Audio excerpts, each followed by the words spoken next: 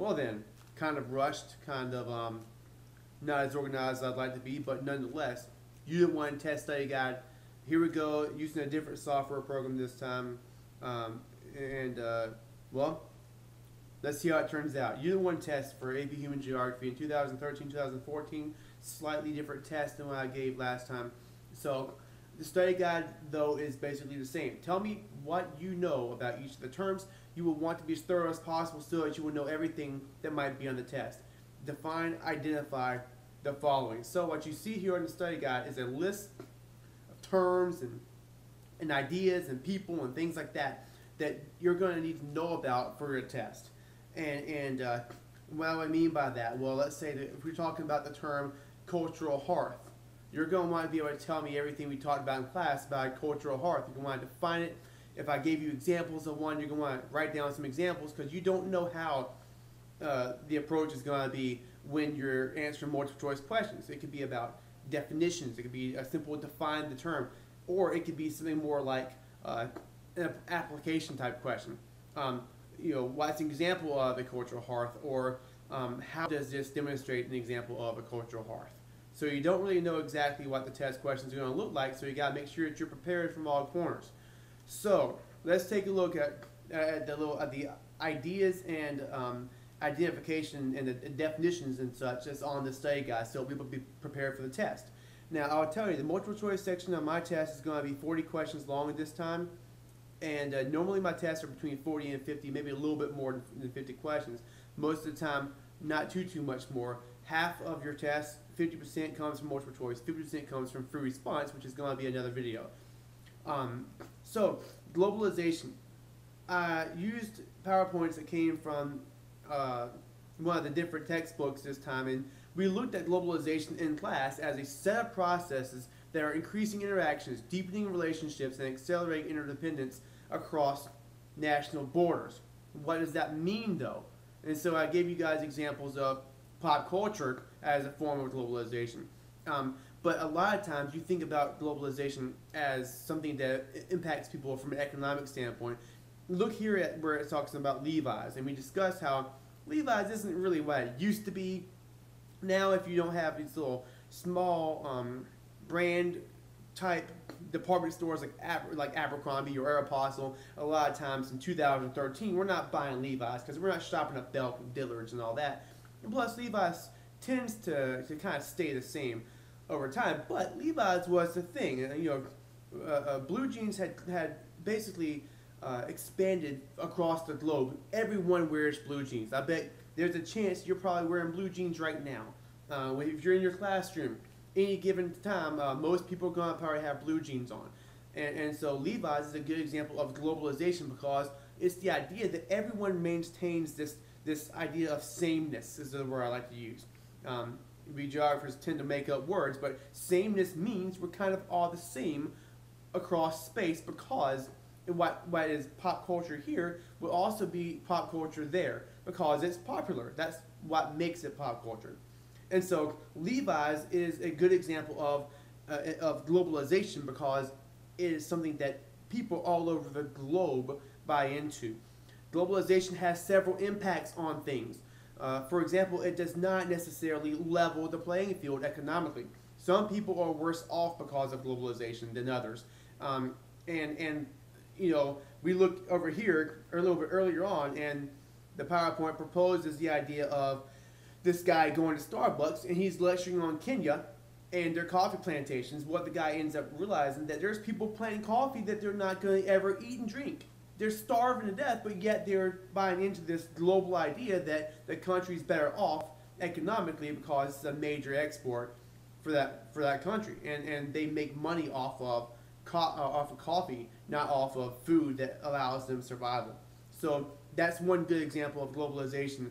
And let's take a look at the next idea. We're looking at local diversity, aka localization. It's kind of like the antithesis of globalization. While the world geographically focuses on how everyone is the same, and how everyone is brought together and everyone is interconnected more so today than ever before, there's also this pull towards the idea that we have the ability and capacity to preserve local customs and to be different in the way that we are and in the places that we live. We talked about people of the valley area where we live are distinctive to other people in Aiken County. We talk about in Columbia, people are going to be different than they are in other parts of the state of South Carolina, as well as other parts of other big cities like capital of Georgia, Atlanta, which is the bigger city, had its own characteristics. Local diversity is people's attempts to maintain some kind of local identity and to, I guess, in a way, work that in at the same time as being so interconnected and so the same. You see the emergence of new languages, not new languages, but old languages being revived. That might be an example of the prevalence of local diversity, or the ability to show people a little bit of the local world, or individual folk cultures, or whatever you might look at when you're studying localization. But how does that conflict with and coincide with the idea of globalization? Human geography. Well, that's a good thing to know. Since we're taking AP Human Geography, why don't we take a little bit of time to figure out what that means? If you look at, there's several different ways. What is human geography? This PowerPoint references the idea that human geography focuses on several different things, and it lists them out right there. People make places. Characteristics that places have, that the site characteristics, the site factors come from, oftentimes, cultural factors, or how people have decided to make that place. We have a lot of say in that. The organization of space and society, believe it or not, it doesn't happen on accident. The way we put the world today, the way we organize ourselves and we organize the space that we're provided on Earth is very intentional and differs from culture to culture. We look at interactions with one another, globalization, the internet, this exchange of ideas, the 5 themes of geography, in particular human-environment interaction and movement. And lastly, how we make sense of ourselves and others. Identity and ethnic identity is a big portion of what we're going to look at from the cultural standpoint of human geography. But essentially, you're looking at people's ability to interact with the environment and how people act on Earth. This is a basic study of human geography, and it doesn't really get, it can be as complex or as vague as that. Cartography is the art of making maps, or science of map making. It's important to know that when you're studying maps, every map is going to contain distortion. We haven't looked at maps in the same kind of detail that we usually do in Unit 1. That's because this year we're going to spend a little bit more time looking at mapping and latitude, longitude, time zones, things like this in a couple of weeks, because I'm planning it strategically around my absence. But map distortion is prevalent on every single map. The most accurate form of an actual map you're going to ever find is going to be a globe. Why? Because it's 3-dimensional, and the Earth is 3-dimensional. You're depicting something in the way it's meant to be depicted. What is a map projection? Well, a map projection is exactly as it sounds. You're projecting a part of the world, a part of the round, 3-dimensional real world onto a flat surface. Let's take a look at map projection, if my internet will ever actually load. Map projection. As I misspell it. There we go. So let's do a simple image search. I live by these things. You can learn so much just by Google Images. But what do you see here? You see all kinds of different pictures of maps. Maps of all kinds. Here we go. It's very slowly working itself together. But I believe in the internet. I believe it will work it out, and we will have success here. So look at this. And right here, you can look at the different types of, you've got conic projections, you've got azimuthal projections that show the polar regions because they're centered around a point, and conic and cylindrical projections. And basically, every map projection is going to be one of the 3. Again, I'm not going to get into that because we know what that map projection is, the way that geographers put a 3-dimensional world surface onto a 2-dimensional map. That's essentially what I'm trying to do with this. I just got a little carried away there. Reference map. Different types of maps we looked at. This comes straight from the PowerPoint. We were looking at, well, I believe it comes straight from the PowerPoint, actually. It might not have. But I'm pretty sure it did. We talked about maps in two different basic categories. Yeah, here we go. Reference maps focus on the accuracy in showing absolute locations of places using coordinate system that allows for precise plotting where on Earth something is. And if you look at some of these maps, well, does this use latitude and longitude? Yes, Mr. Fowler. Therefore, it is a reference map. This use latitude and longitude? Reference map. Reference map, the good projection. Reference map. What's the other example of maps we're looking at here? I'm asking you guys to understand thematic maps, which shows an idea or a concept, which is kind of like we talked about theme being kind of an underlying idea in which the entire thing kind of returns to. We're looking at the 5 themes of geography. The 5 themes are the underlying ideas that bring all of geography together. In the same way, let me move my little face down a little. In the same way, if we're looking at, well, probably shouldn't have done that. Probably shouldn't have done that. Well, it's gonna probably take me a little while. All right, so if we're looking at, let me see if I can back out of this, and well, there it goes. Slowly but surely, we're gonna get there. Forgive me for my long, awkward pause here. If I get, all right, so anyway, I'm gonna look at some thematic maps, and what you're gonna get things like cartograms and dot density maps and other types of maps that show you a theme or an overarching idea. You're not using it for locations. Let's look at a cartogram, just cause I just said it and we're thinking about it. So maybe I figured it had an O in there and I misspelled it, but nonetheless, cartograms are designed to show you, well, most of the time, population, or at least the density of a phenomenon throughout space. And what they do is, if you look at this map of the world, you're going to see a very strange shape to all the countries.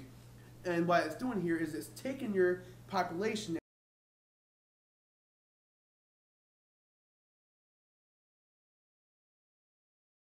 and so you see China and India.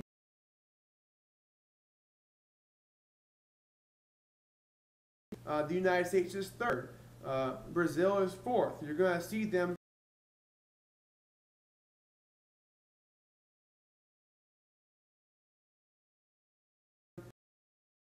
up here. One of the largest area-wise nations on Earth, or states on Earth, but the problem with, that is not the map I pulled up, but that's okay. The problem with Canada is that it's very small population, and so it looks very, very small on this map.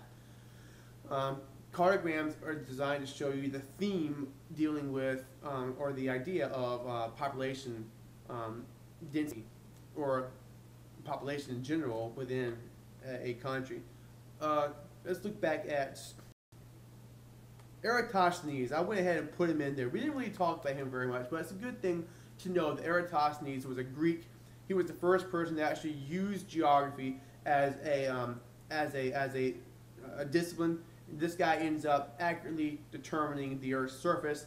And when I say accurate, he was off by a little bit, but I can tell you one thing that the God's honest truth is that I'm not going to be able to go out in the backyard and look at the angle of a tree and the angle of a tall building or whatever it is this guy is using his geometry to measure the Earth's circumference, because I'm just not smart enough. But this guy Eratosthenes, Mr. Eratosthenes, is smarter than Professor Dustin.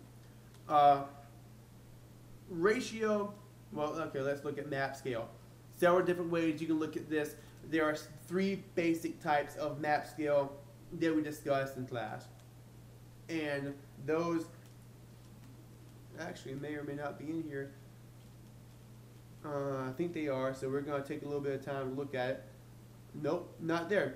So anyway, let me tell you, when we're looking at map scale in terms of measuring the how much distance on a map it is in the real Earth surface, we're doing it 3 ways. We're doing it graphically, graphical scale, it's in your book, and it's also very Googleable, so feel free to go online and Google this.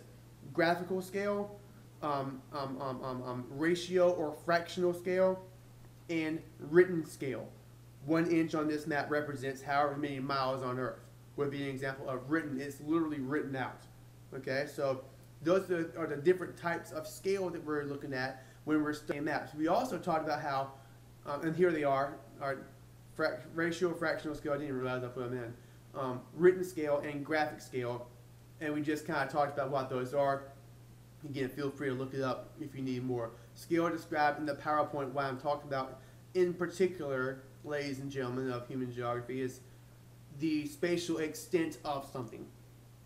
This is most of the time when we think about, destruction on a large scale, or the large scale impact of a cultural idea, or of the English language, or of the religion of Christianity. We're looking at spatial extent of something. Alright, this is what I'm talking about. So these are the 2 different ways geographers are going to study scale, and there's different concepts, frankly. So you've got the idea that scale represents how much distance on a map is compared to the distance on the Earth, and spatial extent of something geographical. So moving on, GIS, Geographic Information Systems, and you spend some time, you can look on YouTube and educate yourself on basic GIS, and I'm definitely not a pro at this stuff. It's way over my head, but there are different types of GIS programs. I believe ArcGIS actually has a free version of it where you can go in and use data and manipulate, or I guess not really manipulate, but put data statistics into the program, in the system, and watch it appear spatially on Earth.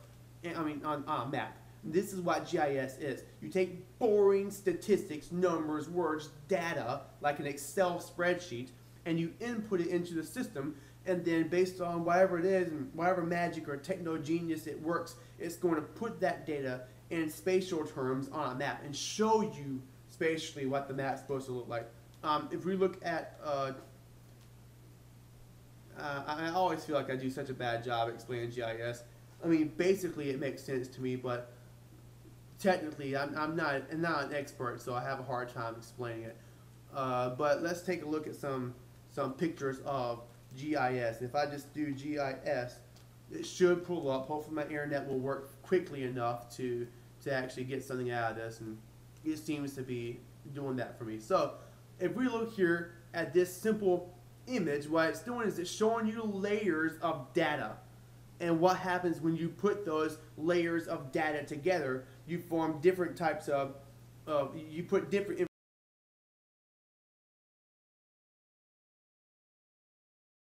with one another.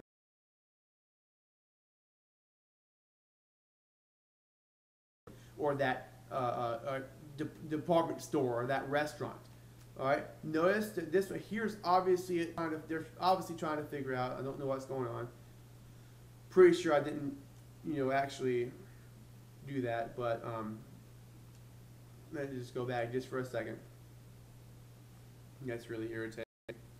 Alright, so anyway, obviously the people that put together this one here, since it's got customers at the very top, you're trying to figure out where people are going to buy into an idea or to a service or to a good. And so you use GIS to map out the different layers, streets, parcels, the elevation. All right, I don't know what elevation would really have to do with anything. Maybe you're looking for, goodness knows what this guy's trying to sell. You've got the real world, and once you put all this data together, it shows you where all these things are in relation to the real world. It gives you an idea so you can make good decisions. GIS is made to essentially help you to make good decisions about things on Earth based on an understanding of how data reflects spatially. Because everything in geography returns to the idea of spatial organization and spatial togetherness. I mean, it's just what geography is a measure of, or a study of, how we interact with space. GPS, Global Positioning System, is designed to show you absolute location. Pretty simple stuff. We all know how that works. Toponym is a place name. I showed you guys today, and I'm not going to pull it up because my internet is super slow, how there is that unpronounceable name. I will at least show you, because I know some people are going to watch this. They aren't in my class, and this is fun. There's a place in It goes by a Welsh name, and it's like some kind of a. I mean, I can't even begin to explain. You just have to see it. We're gonna say world's longest toponym. I encourage anyone who watches this to go on YouTube and look up the pronunciation of this word, and this is essentially the sign for it right here. You'll hear people pronounce it; it just sounds like, and I mean I don't know. That's probably horrible for me to say that, but nonetheless, this is it, and here's actually kind of a pronunciation of it, if anyone wants to practice that. But nonetheless, it's a place name. Place names reflect the cultural landscape. It reflects the way people identify with the area around it. But essentially, toponyms are place names. Cultural landscape, while we're talking about it, is the idea that people have adapted the world to meet their needs, and that really there's very little trace of no human interaction in any place in the world. A lot of geographers will argue that there is no such thing as a natural landscape, that in some way humanity has touched every facet of the spatial world. If you look in the PowerPoint, we're talking a little bit about cultural landscape. I believe it's towards the end. We'll take a look real quick. Golly, I really don't even know. It's in here somewhere. But you know, that's how it is. A cultural landscape is simply the idea that we have in some way adapted every aspect of the earth spatially, in a cultural way, in a scientific way, or through like a byproduct of the things we do. For example, the idea of global warming, and if you look at, I mean, a lot of people buy into that idea, a lot of people don't, but most people who are geoliterates, as we learned from National Geographic, most people are going to look at it and be like, wow, we at least need to be thinking about this because it could impact us and our survival on Earth. You know, we don't want to doom ourselves or doom our descendants. And you know, at least I would like to think that we're not that selfish, you know. Sequent occupants, it kind of goes hand in hand with the idea of cultural landscape. Sometimes you have several different groups of people culturally different from one another that may inhabit a similar area. And over the course of time, you will see different pieces of that culture today. A good example, I was reading Inferno by Dan Brown, and which is an excellent book. All of his books are. But towards the end, they're looking at Istanbul. Well, what do we know about Istanbul is it used to be Byzantium, and then it became Constantinople. And it was under the influence of Greek and Roman civilization and Christianity. And then in 1453, the Byzantine Empire falls to the Ottoman Turks, ends up to the Turks, ends up becoming a Muslim capital of Turkey. Today it's called Istanbul, and you can see elements in the Hagia Sophia of Christianity and Islam and all sorts of other cultures. So that would be an example of sequent occupants. Perception of place. If you're living in a place, like we looked at this picture here. I mean, if you live in Pennsylvania, I just don't understand you. And the reason is because where is this? Well, let's take a look. Is this in here somewhere? This PowerPoint here shows, and the book I suppose that it comes from demonstrates the idea that people, I guess it is further back.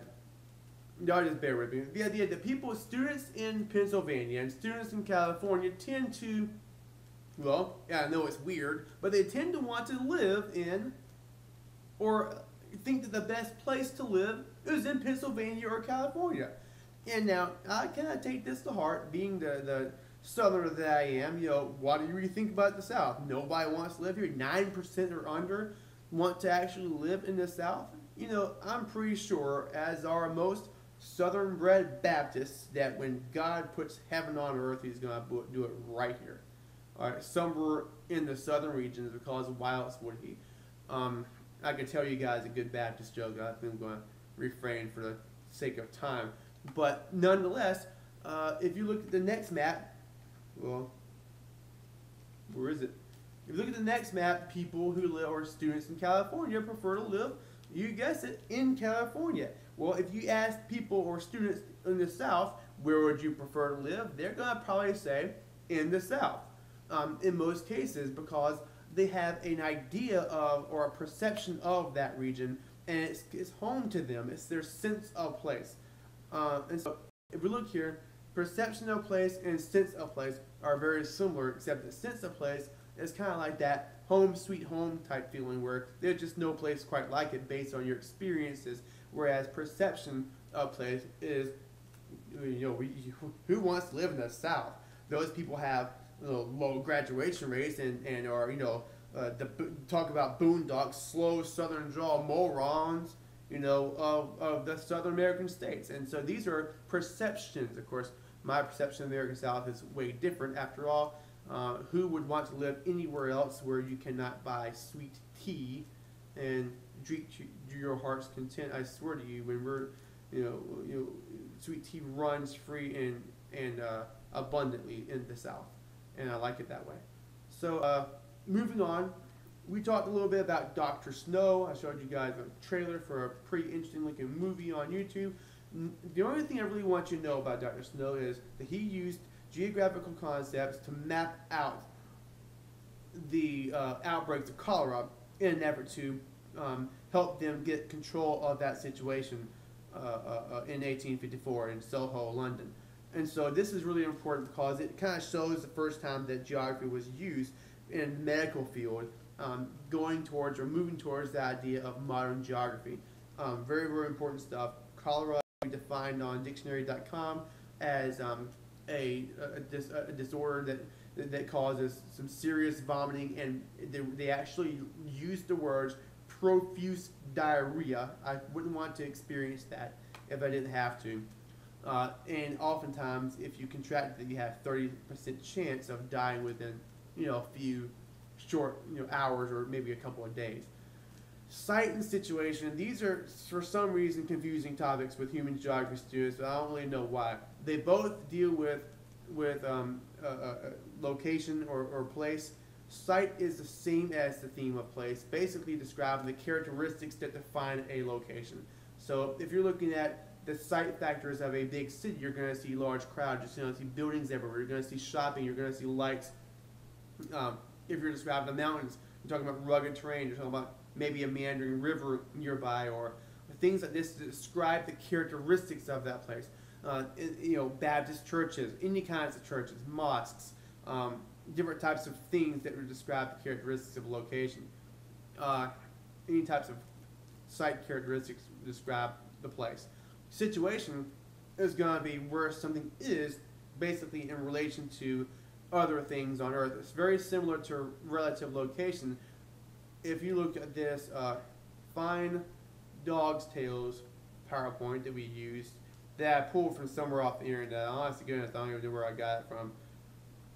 I thought it was pretty well done, pretty simple to understand, pretty simple to follow. If you look at the dog's tails, what it does is it shows about 9 different features that maps should typically have if they're decent, credible maps. And okay, my computer is good.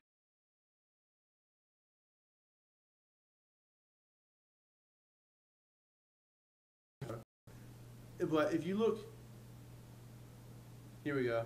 If you look towards the end, it talks about S is for a situation at the very, very, very, very end, and it shows that Hawaii. You see Hawaii, but what if you weren't from the United States? You don't know where Hawaii is. Well, bam, you see where Hawaii is in relation to the rest of the world. It's in the middle of the Pacific Ocean. You can barely see the U.S. over here. Or what about Cabinda Republic? Who knows what that is? Well, we know what Congo is. We know what Zaire are. They're large countries in Africa. If we look at their location, you can see that Cabinda is approximately where my cursor is, right there in the middle. Very, very small African country that nobody's ever heard of. So that's situation. Regions. You got 3 different types. We talked about today in class. We're going to cover it very briefly because I'm getting tired. Frankly, I'm ready to go to bed. It's been 20 minutes or something. I'm still making this video. Vernacular slash perceptual. Sometimes geographers call these either one. They're the same thing, and those regions are measured by people's understanding of what those regions are. It always differs because it's perceived by the individual. So, if you're looking at the South, I mean, I love the South, but all the examples from the books and everything like that, we're talking about the South in terms of a vernacular region. Well, I told you already that I think the South is measured by where you can get sweet tea. I don't really put all of Florida there because even though I have been corrected that Florida has sweet tea, whenever I went there to Miami, I don't remember being able to find any, and it really irritated me. And I know that there's a lot of people that retire down in Florida from up north, and I feel like they might not count as Southern culture. But other people say that the vernacular region of the South includes just simply the states that seceded from the Union. Still, others have other different types of perspectives based on their own personal ideas. If you take a map of the United States and get every kid in the classroom to circle what the South is, it's going to be different in every case, or at least in most of them. Formal regions, something with a set boundary or a clear cut, I'm in a place and now I'm not in a place. If you look at, some people can, in some states we stand on the state borders. You can see we're in Carowinds, we're in South Carolina, and then we're in North Carolina at the same time. But sometimes the boundaries aren't quite that set, but they're still pretty clear. For example, if you're going towards the mountains, going towards North Carolina, you're going to enter into the Appalachian Mountains, and you know that because you see them in the horizon, and you start to go up and down, your ears start to pop and all that. You know you're in the mountains because that's a formal region. The United States is a formal region because we're bound together by common characteristics of our laws, our feelings that everyone should have freedom of speech, and the basic fundamental rights that make us as a nation, or as a country, as a state of people. Lastly, you've got functional slash nodal region. Again, functional or nodal, you might have to know either one, depending on your teacher, depending on professors or books. They're the same concept. A radio station, once you go far enough down the road, you're going to lose the service of that radio station because you're out of its range. That's an example of a functional region. The PowerPoint talks about Chicago as a functional region because there are things in Chicago that once you go far enough out, like right now, I'm too far away from Chicago. I'm not thinking about going there as a region because there's nothing there appealing to me. I'm closer to Columbia or Augusta. But, and I think Chicago is a bad example because I consider it more of a formal region. But functional regions are like newspapers are not good if you don't live in the city where that newspaper is printed. You don't care about their stuff. You want a current newspaper dealing with stuff that you're concerned with near where you live. These are examples of functional regions. Another example is that a gas station or a grocery store has a certain market area that would work as its functional or nodal region. Kroger would be a node, and the region around it in which people are willing to go to Kroger would be the region or the nodal region itself. Culture and geography, that's pretty clear. I don't really know why that's there because I'm not really asking you a clear-cut question specifically about it, but cultural geography is a massive chunk of what we're doing in human geography. Just kind of understand that. Density, we're going to talk about density in class. Still haven't quite gotten there, but if you look here towards the end of the Chapter 1 PowerPoint, you're going to see a few things about density and concentration and all that good stuff. And this is also covered in your textbook. Well, I might not talk about density in here, but anyway, density is the idea of, and we can look at here at the Martha Sharma vocabulary list that I showed you guys. Density is like how many people are living in a certain area, or how many of this phenomenon takes place in a certain area. Let's see what our vocabulary list defines it as. You guys all have access to this. Again, I found this, on the internet somewhere. I have no idea who to give credit for. Well, I guess Hilton Head. Good job, Hilton Head, Block 1. It's a pretty good reference tool, I'm not going to lie. It'll blow your mind how many good things you can Google if you just look for it. arithmetic density, the total number of people divided by total land. We're going to study all this stuff more so when we get into population, geography. But basically, I'm not too worried about this stuff for this test. I'm not going to ask you the specific types of density. Just know that density refers to how many people versus the amount of land. For now, you should be fine on that. I don't even know if I'm really asking you a question about density on this particular test. Let's go back to my study guide. We're almost done. Space-time compression. I'm definitely not asking you about this. I don't know why it's serious. So I'm going to wait on that. Hopefully anyone else who's viewing this isn't going to kill me for that. But it's covered in textbooks. It's also very Googleable. It kind of refers to the idea that things that used to be super far away aren't anymore because of movement methods. Diffusion, you got several different types of diffusion. This is actually what I was thinking that is covered in PowerPoint towards the end. You've got expansion, contagious, hierarchical, and stimulus diffusions. And Rubinstein's book also puts out their relocation diffusion. Now, all these other things here would be considered parts of expansion diffusion, right? But relocation diffusion is the way something actually is diffused because people bring it from place to place. They literally relocate it, right? Like AIDS or something. Some people consider contagious, hierarchical, and stimulus diffusion to be a subsection of expansion diffusion. It's really, really confusing. The way I typically teach it is that they're all basically different concepts. Okay, so it is right here in the PowerPoint. I'm not really going to go over it in detail because I think everyone can read. Nothing else, just go back and pause me whenever I was looking at the different PowerPoint examples. I just want to move on to the end. 5 themes of geography. Again, these are very Googleable, and I've showed you guys a PowerPoint about them. Cover them in pretty good detail, and I also have a video in which I'm kind of just going over the basics of the 5 themes. Make sure that you're familiar with them, and also know what they're asking. For movement, you ask, how do things get from one place to another? For place, you ask, what is of a location? 2 last terms to finish this off. We're going to get through them quick. Cultural hearth and cultural complex. Excuse me. Bam.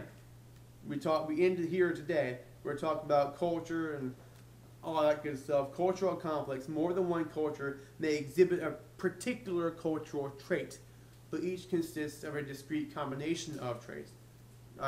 Cultural hearth is the area of origin of a cultural idea.